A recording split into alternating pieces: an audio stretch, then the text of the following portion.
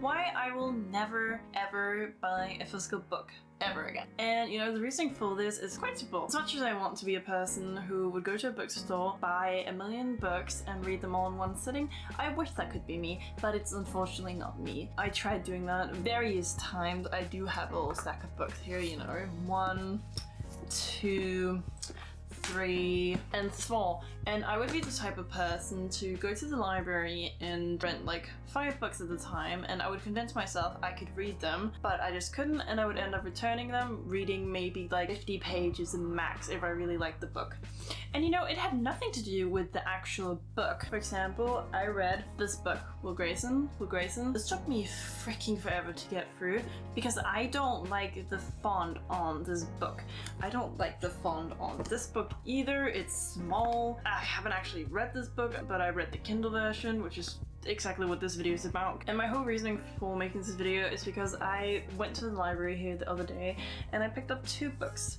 I picked up Will Grayson because I really wanted to reread it, but I didn't want to buy the Kindle version because, you know, I already know the story, and you know, in my head I could easily flow through this book because I understood the story.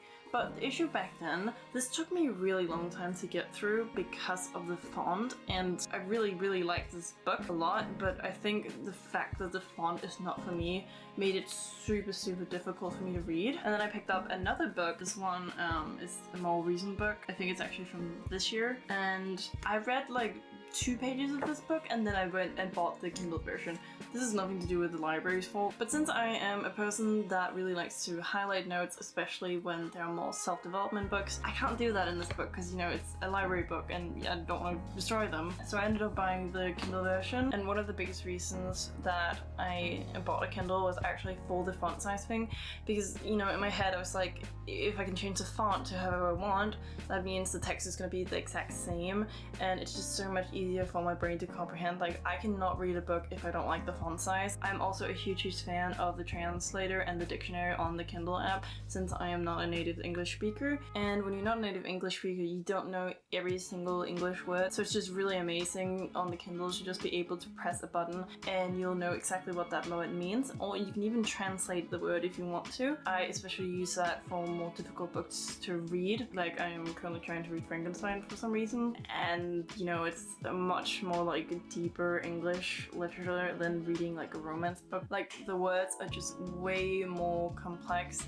in comparison to my own native language, which is Danish. So I freaking love that feature on the Kindle. It really truly makes my life easier. Of course, I would never sit here and criticize anybody for preferring reading actual physical books over Kindle. I will never criticize them for that. I think the Kindle is a wonderful tool, but if you simply just don't want to read on an ebook and you only want to read on a book, please go ahead.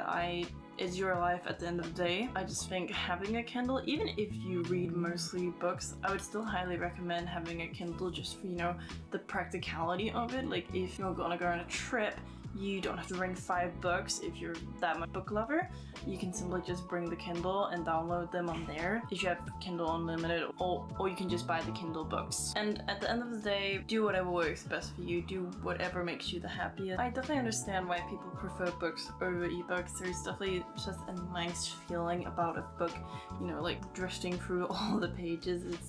It's just way more comfortably, and you know, I'll never judge anybody for preferring a book. This is also kind of an interesting point, but do you look a little bit more like you have your shit together if you sit and read a book in comparison to a Kindle? Because, you know, a Kindle can kind of look like, you know, a little mini iPad, but it's still fun. That's just one way to romanticize your life. Furthermore, if you do not want to buy a Kindle, you don't have to buy a Kindle. You can actually just download the Kindle app and buy the books on Amazon, and there you go. You can read on your phone. I wouldn't recommend it though. There are going to be way more distractions on your phone, like notifications and you name it. Though I don't recommend having the Kindle app for me personally, because I would just be really distracted on my phone with notifications. And also, I think it's really important to separate things. So my phone is for, you know, whatever, and then my Kindle is for reading. That's just how it works for me. But again, do whatever works for you. If you don't want to get a Kindle, just get the app. And you know, since it is a phone, even though phones have gotten quite large over the time, you know, if you compare my phone, this is my phone, and you put the Kindle up to it. I know it has a cover on it, but you know, it doesn't really add much. Like you can see height-wise, it's pretty much the same, around 6 inches. But the width is almost like 2 more inches wider, and it just makes it feel better. Like, but I will always suggest getting the Kindle, because the upfront cost is way more valuable in the long run. Anyways, that's gonna be it for today's video, guys. I really hope you enjoyed that video, and I'll hope to see you all next time. Bye!